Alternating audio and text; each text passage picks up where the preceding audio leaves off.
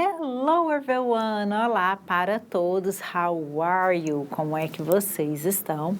Sejam bem-vindos a mais uma aula da área de linguagens, códigos e suas tecnologias em mais um short vídeo de língua inglesa. O nosso vídeo vai ser bem curtinho e vamos relembrar aí o tópico principal aí do nosso PDF, do material da plataforma. Nós estamos falando sobre os tipos de futuro. Nós estamos falando do futuro com will e com going to.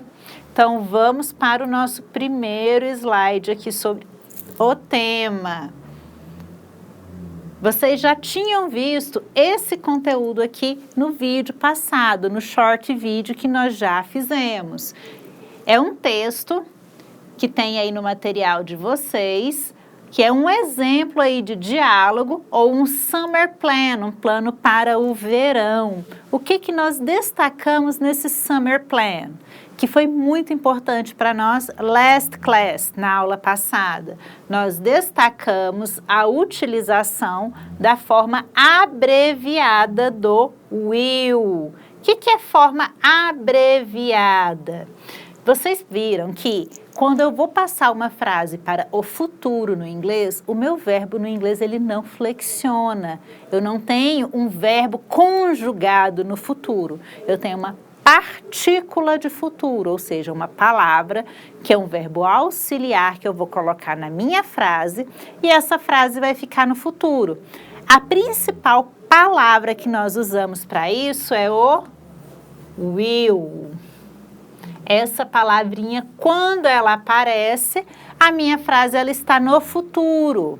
Só que no inglês, às vezes, as pessoas tendem a abreviar essa palavra nos textos escritos. Quando isso acontece, aparece essa forma aqui, é o apóstrofe LL. Isso aqui eu escrevo e pronuncio da mesma forma que a palavra completa, will, e indica que a minha frase está no futuro. Então, nesse texto que nós lemos no vídeo passado, que é o nosso Summer Plan, plano para o verão, eu tenho o Paul perguntando quais são os planos para o verão. E a resposta da Mary, I think, eu penso, eu acho, que eu vou para a praia, que eu irei para a praia. Eu sei que a minha frase está no futuro por causa desse pedacinho aqui. I will go to the beach. E você? Eu acho que eu vou para a praia. E você? E novamente nós temos o futuro indicado aqui com a nossa segunda partícula de futuro, que é o going to. Qual que é a diferença mesmo entre esses dois? O will eu utilizo para as coisas que eu não tenho certeza, para os futuros incertos, os futuros possíveis. Ela não tem certeza que ela vai para a praia, por isso ela utilizou o eu penso, eu acho, I think, e fez a minha frase com will. Então, will é para o futuro das possibilidades, para o que eu não tenho certeza ou que eu não planejei. Quando eu faço a minha frase com going to, a situação é outra. É futuro, mas é um futuro certo, planejado, organizado ou com evidências de que vai dar certo. Então, ele fala, well, I'm not going to travel. Eu não vou viajar. Ele disse de forma categórica, não tem mudança de planos, não é uma possibilidade, ele não vai viajar. E ele vai meter um because aqui, because. Because significa porque. Então, ele já explica, I'm not going to travel, eu não vou viajar because, porque I'm going to save money. Lembraram disso? Ele não vai viajar porque ele tem que guardar dinheiro. Para quê? Para comprar um novo carro. Então, esse é um futuro planejado. Qual que é o planejamento dele? Não viajar e guardar dinheiro para comprar um carro. É um futuro com evidências, é um futuro planejado. Por isso, essas duas frases têm going to indicando o futuro. Então, sempre que você vê uma frase com will, ela é um futuro incerto ou um futuro que não foi planejado. Se eu tenho uma frase com going to, é um futuro certo, planejado. É isso que eu gostaria que vocês vissem nessa prática aqui que nós vimos na aula passada.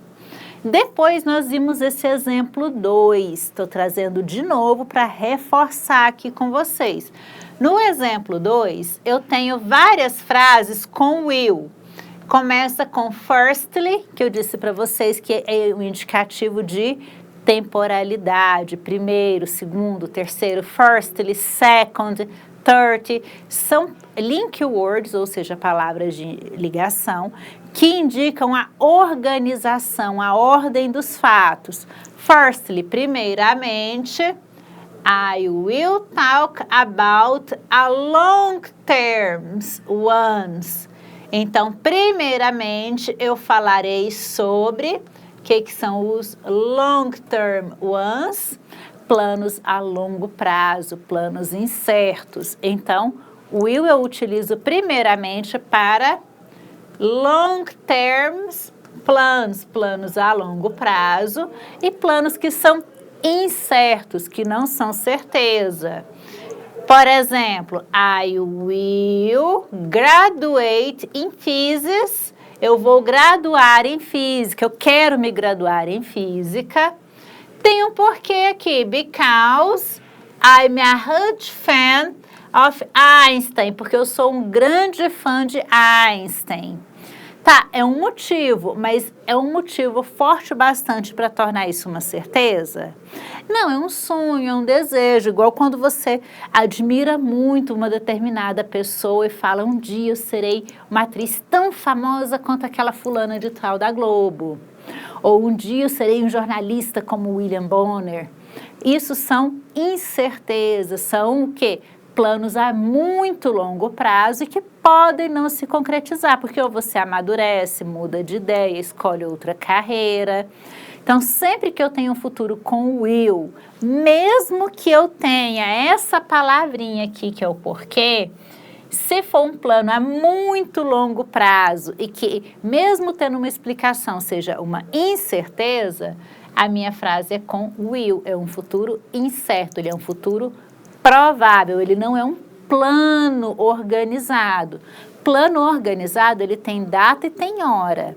Para eu utilizar o going to, eu tenho que ter pelo menos uma data de graduação. Eu tenho que ter passado no vestibular e saber que daqui 5 anos eu vou me formar. Ou eu tenho que estar com a prova do Enem e ter falado, cara, arrasei, vou entrar na faculdade no curso tal. Aí o meu futuro é com going to. Fora isso, se é incerto, se eu não tenho 100% de certeza, a frase é com will, como nesse caso aqui, e é um plano incerto, é um plano a long term, a longo prazo. Quando eu falo de planos a short term, o que é short? É uma coisa curta, pequena. Plano a curto prazo, aí sim eu posso falar de um futuro planejado com going to, porque eu tenho uma data mais ou menos de quando que aquilo vai se realizar. Pode ser amanhã, pode ser daqui uma semana. São planos que você consegue enxergar o final dele. Então, short term são planos a curto prazo. Um plano a curto prazo, ele pode ser de 1 hora, de um dia, de uma semana, de até alguns meses. Ele não vai chegar a 1 ano de planejamento, porque é um plano a curto prazo, short term. Então, nesse caso, I'm going to work this summer. Vocation, já determinou um quando. Eu vou trabalhar neste verão ou nestas férias de verão. Tem data, tem como marcar no calendário. Verão começa no dia tal, as férias de verão começam no dia tal. Então, nessa data, eu vou trabalhar. I'm going to work this summer. Por isso que é um plano a short term. Eu já sei exatamente quando que isso vai acontecer. Por isso que esse futuro é com going to. Nós também vimos lá no vídeo passado a frase com finally. O que é finally? É finalmente. Nós utilizamos normalmente o termo finally quando eu estou encerrando um assunto. Normalmente eu utilizo numa conclusão. Então, quando eu falo finally, eu estou dizendo finalmente. Finalmente, I am also not going to miss any English class.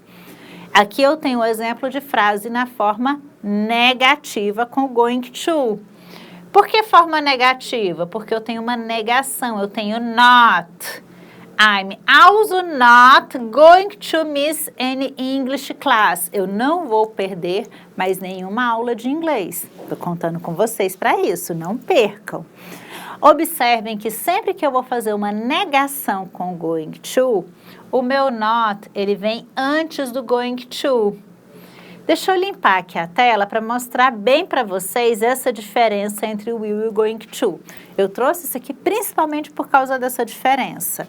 Se eu vou fazer uma frase negativa com going to, o meu not, ele vem antes do futuro. Então, not going to. Tranquilão. Se eu for fazer uma frase negativa no futuro com o will, aí a coisa é diferente, porque o will, ele é um verbo auxiliar, então o not, ele vem depois do will. Então, quando eu falo I think I will not move to a different city, eu estou dizendo que eu não me vejo mudando para uma cidade diferente. Eu penso que eu não vou mudar para uma cidade diferente.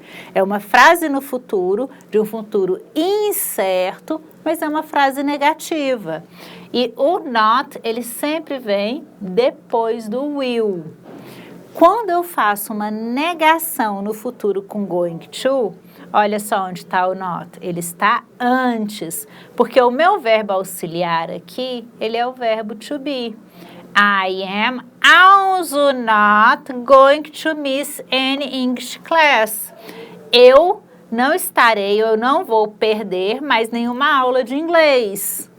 Então, o will, ele é o verbo auxiliar. Quando eu vou fazer a frase no negativo, o not vem coladinho no will. No going to, como o verbo auxiliar é o verbo to be, bem aqui, o not, ele vem antes do going to. Então, para você saber se a frase negativa com will e com going to está certa ou está errada, observa a posição do not. O not normalmente é o que a gente usa como peguinha nas questões, para ver se você está atento. Se o not está perto do will na frase negativa, certinho, ó.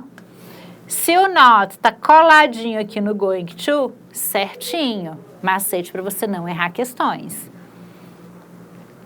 Continuando aí esse pequeno review. Essa tela seria a nossa tradução. Como eu já falei para vocês, à medida que eu fui lendo e dando a tradução, a gente não precisa focar nela agora.